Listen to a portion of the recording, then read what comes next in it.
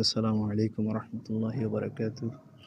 প্রিয় দর্শক, মক্কার হারামের মধ্যে যারা আছে তারা এই মসজিদটায় এসে এই মসজিদটার নাম হচ্ছে মসজিদ আয়েশা। এখানে এসে ইহরামের নিয়তে বা উমরার নিয়ত করতে হয়। এটা হচ্ছে হারামের এরিয়ার বাইরে মসজিদটা। তো যারা দেশ থেকে আসে তারা তো আসার সময় নিয়ত করে আসে, তারা জিদ্দার যে মিকাত আছে ওই মিকাত থেকে এসে তারা প্রথম উমরাটা করে ফেলে। এরপরে যখন হেরামের ভিতরে ঢুকে যায় তখন দ্বিতীয়বার যখন উমরা করে আবার এই মসজিদে এসে নিয়ত করতে হয়। তো আলহামদুলিল্লাহ, আল্লাহ পাক রব্বুল আলামিন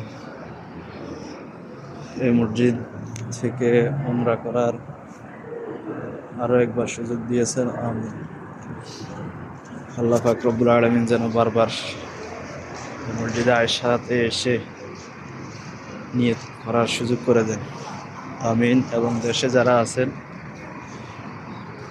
তারাও যেন